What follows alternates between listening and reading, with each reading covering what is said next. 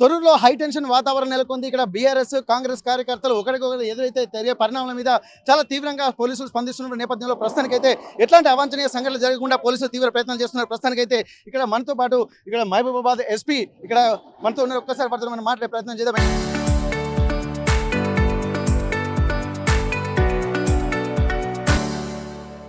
ఇప్పటి వరకు జరుగుతున్నటువంటి పరిణామాలు ఎప్పుడు ఏం జరుగుతుందని ఒక ఉత్కంఠ మాత్రం నెలకొన్నటువంటి నేపథ్యంలో ఇక్కడ ప్రస్తుతానికైతే ఎక్కడ ఎలాంటి అవాంఛనీయ సంఘటనలు జరగకుండా పోలీసులు ప్రతిదీ కూడా ఒక పటిష్టమైనటువంటి బందోబస్తు ఏర్పాటు చేయడంతో పాటు ఇక్కడ కాంగ్రెస్ అలాగే బీఆర్ఎస్ కార్యకర్తలు ఎవరు లోపలికి చొచ్చుకొనివ్వకుండా వచ్చేటువంటి ప్రయత్నాలు చేస్తున్నారు.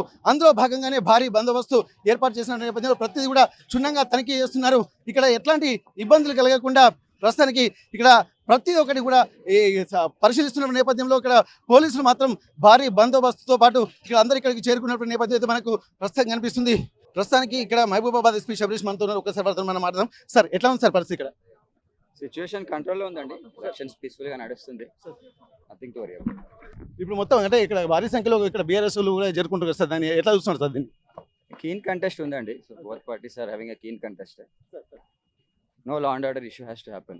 వి ఆర్ టేకింగ్ కేర్. ఓకే, ఇక్కడ ప్రస్తుతానికి అయితే లా అండ్ ఆర్డర్ ఇష్యూ ఏమీ లేదు. కాకపోతే ముందస్తు ప్రివెంటివ్ మెజర్స్లో భాగంగానే మేము ఒక ఇనిషియేషన్ తీసుకుంటున్నామని చెప్పి అంటున్నారు. కానీ ఇక్కడ కాంగ్రెస్ అలాగే బీఆర్ఎస్ కార్యకర్తలు అలాగే ఎవరైతే ప్రస్తుతానికి మున్సిపల్ అభ్యర్థులు ఉన్నారో వారి మీద కూడా కొంత తీవ్రమైనటువంటి ఒత్తిడి అయితే పెరుగుతున్నట్టుగా కనిపిస్తుంది. ప్రస్తుతానికి అయితే మనం చూస్తున్నాము పోలీసులు మాత్రం ఎక్కడ ఒక 5 నిమిషాలు కూడా ఇక్కడ ఉదాసీనంగా ఉండేటువంటి పరిస్థితి అనిపిస్తలేదు.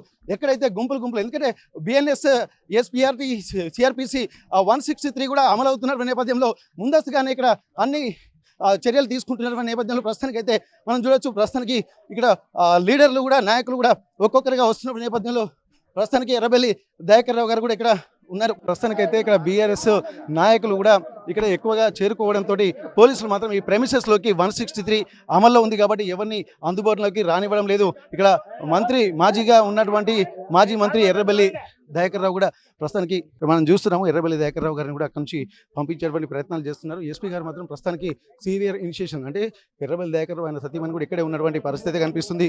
ఒకసారి మనం చూస్తున్నాం ఏం జరుగుతుంది అనేది.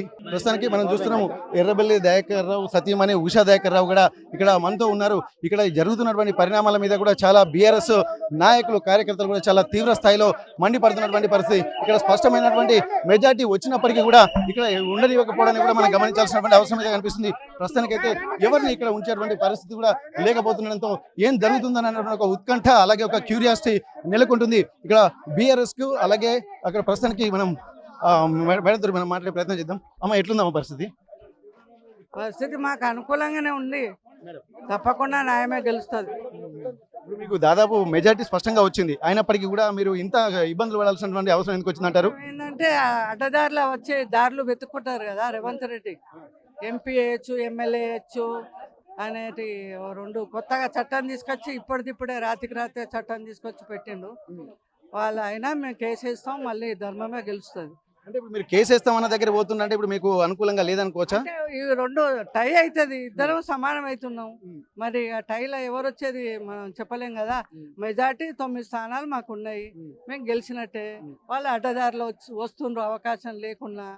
మరి రేపు కోర్టు పోవాల్సి వస్తుంది. ఇప్పుడు టైలో కూడా ఎట్లా వచ్చేది మనకు తెలియదు కదా, మనం బయట ఉన్నాం. ఒకవేళ టాస్ కూడా వేయొచ్చు అని అంటున్నారు. ఒకవేళ అటువంటి పరిస్థితులు ఉంటే ఎట్లా దీన్ని చూస్తారు మీరు?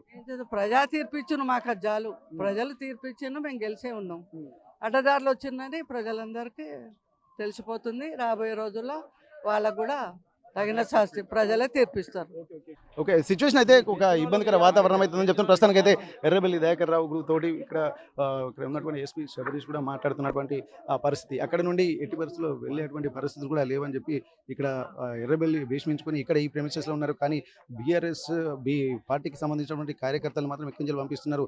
మాజీ మంత్రిగా తనకంటూ ఒక స్పెసిఫిక్ ఇనిషియేషన్ తీసుకున్నటువంటి నేపథ్యంలో తను కూడా ఇట్టి పరిస్థితులు ఎక్కడి నుంచి వెళ్ళే ప్రసక్తే లేదని చెప్పి ఇక్కడ ఉన్నటువంటి మాజీ మంత్రి ఎర్రబెల్లి దయాకర్ రావు ఉంటారు. తొర్రూరులో ఒంటి చేత్తో గెలిపించి స్పష్టమైనటువంటి ఆధిక్యాన్ని సాధించినటువంటి నేపథ్యంలో నైతిక గెలుపు మాదే అంటున్నారు. ఇక్కడ ప్రస్తుతానికైతే కాంగ్రెస్ పార్టీపై కూడా తీవ్ర విమర్శలు చేస్తున్నటువంటి పరిస్థితి మనకు ప్రస్తుతం కనుకుంటుంది. ఎట్టి పరిస్థితులు ఇక్కడి నుంచి వెళ్ళేటువంటి పరిస్థితి లేదని చెప్పి మనకు స్పష్టంగా కనిపిస్తుంది. ఇక్కడ ఏం జరుగుతుందో ఇక్కడ ఉంటున్నారు. కొంతమంది కాంగ్రెస్ నాయకులను పంపించి తమను ఎందుకు అక్కడికి పంపించడం లేదని చెప్పి ఇక్కడ ఎర్రబెల్లి దయాకర్ రావు ఇక్కడ ఎస్పీ తోటి వాగ్వాదం చేసుకుంటున్నటువంటి సిచ్యువేషన్స్ విజువల్స్ మనం చూస్తున్నాము. కానీ ఇక్కడ ఉన్నటువంటి నేపథ్యంలో ఇటు వయలేషన్ జరగకుండా ఉండడం కోసం ఇక్కడి నుంచి పంపించేటువంటి ప్రయత్నాలు అయితే పోలీసులు చేస్తున్నారు. దీనికి సంబంధించి కూడా వందల మంది పోలీసులు బలగాలు కూడా ఇక్కడ మోహరించినటువంటి పరిస్థితి. అయినప్పటికీ కూడా తాము ఇక్కడి నుంచి వెట్టి పరిస్థితుల్లో వెళ్ళేదే లేదంటూ ఇక్కడ ఉంటున్నటువంటి నేపథ్యం అయితే మనకు స్పష్టంగా కనిపిస్తుంది. ఒక్కసారి ఇక్కడ ఈ ఎలాంటి అవాంఛనీయ సంఘటన జరగకుండా అందరూ కూడా ప్రస్తుతానికి కార్యకర్తలు మాత్రం ఇక్కడి నుంచి పంపించేటువంటి ప్రయత్నం చేశారు. ఎర్రబెల్లి దయాకర్రావు సతీమణి ఉషా దయాకర్రావు కూడా ఇక్కడ నుండి పక్కకు వెళ్ళిపోయినటువంటి పరిస్థితి. కానీ ఎర్రబెల్లి దయాకర్రావు మాత్రం ఎట్టి పరిస్థితుల్లో ఇక్కడి నుంచి వెళ్ళేటువంటి పరిస్థితి లేదని చెప్పి తను ఉంటున్నారు. ఏదేమైనా సరే తమకు న్యాయం జరిగేంత వరకు మేము వెళ్ళేటువంటి అవకాశం లేదని చెప్పి అంటున్నారు. మీ బలగాలు ఉంటే ఏదైనా బయట మామూలుగా వాళ్ళపై చూపించాలి తప్ప మాపై కాదన్నటువంటి ఒక ఆలోచనలు అయితే చేస్తున్నటువంటి నేపథ్యం అయితే ప్రస్తుతానికి కనిపిస్తుంది. ప్రస్తుతానికి సార్ ఎట్లా ఉంది సార్ పరిస్థితి? అదే దౌర్జన్యం చేస్తున్నారు. దౌర్జన్యం చేసి ఓట్లు ఎంచుకునే ప్రయత్నం చేసిండ్రు. 16 గెలిచే సీట్లు మాయి. అయినా మీరు 9 మెజార్టీ గెలిచినాం. స్పష్టమైన మెజార్టీ వచ్చినప్పటికీ కూడా మెజార్టీ వచ్చినాక కూడా 2 ఓట్లను తీసుకొచ్చారు. ఆమె ఎంపీ ఓటు చెల్లది. ఆల్రెడీ వరంగల్లో అప్లై చేసుకున్నది. ఆ పిటిషన్లు కూడా మీరు సబ్మిట్ చేశాం. ఇప్పుడు దాన్ని కూడా ఓటు వేయిస్తున్నారు. మళ్ళీ మా కౌన్సిలర్ మీరే చూశారు. ఎమ్మెల్యే ఉన్న ఝాన్సీ గారు అమెరికా సిటిజన్షిప్. ఆమె లోపల కూర్చొని నేను విప్పు జారీ చేసే అధికారం ఉన్నది, నేను విప్పు ఆడ కూర్చోవచ్చు పక్కకు, నేను అలా కూర్చోవలసిన పని లేదు, దూరం కూర్చొని విప్పు జారీ చేయొచ్చు, నాకు పవర్ ఉన్నది. నేను ఝాన్సీకి ఏం పవర్ లేకుండా అమెరికా సిటిజన్షిప్, అమెరికా ఆమె వచ్చాడ కూర్చొని మా కౌన్సిలర్ 2 కోట్లు ఇస్తాం 3 కోట్లు ఇస్తాం బ్యారేజ్ చేస్తాం ఏందన్నట్టు ఇది. మరి పోలీసు వాళ్ళు కూడా మరి ఏం మాట్లాడుతున్నారు?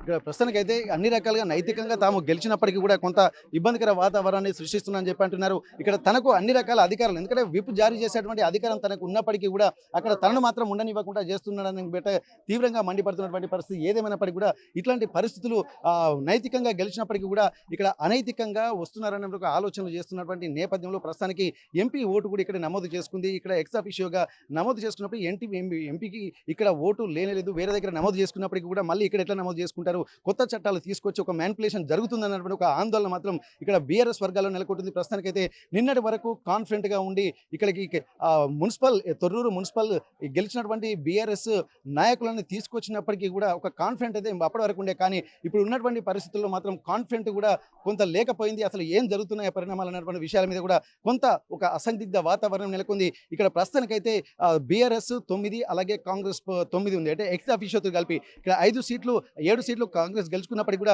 ఇక్కడ ఎమ్మెల్యే యశస్విని రెడ్డి అలాగే ఎంపీ కడియం కావ్య వీళ్ళందరితో కలిపి చెరో 9 ఉండడంతో ఇక్కడ ప్రస్తుతానికి ఒక అసందిగ్ధ వాతావరణం అయితే నెలకొంది. ఏం జరుగుతుందో అన్నటువంటి క్యూరియాసిటీ మాత్రం మరి కాసేపట్లో తెలిసేటువంటి పరిస్థితులు ఇక్కడ కనిపిస్తున్నాయి. ఒకవేళ తమకు అనుకూలంగా లేకపోతే మేము కోర్టు మెట్లెక్కైనా సరే సాధించుకుంటామన్నటువంటి ఒక ధీమా మాత్రం బీఆర్ఎస్ నేతలు వ్యక్తం చేస్తున్నటువంటి పరిస్థితి. తొర్రూరు నుండి over to studio. Local to global news at your fingertips. మీ చేతిలో ఒక ఆయుధం. Download R TV app. Media legend Ravi Prakash is back.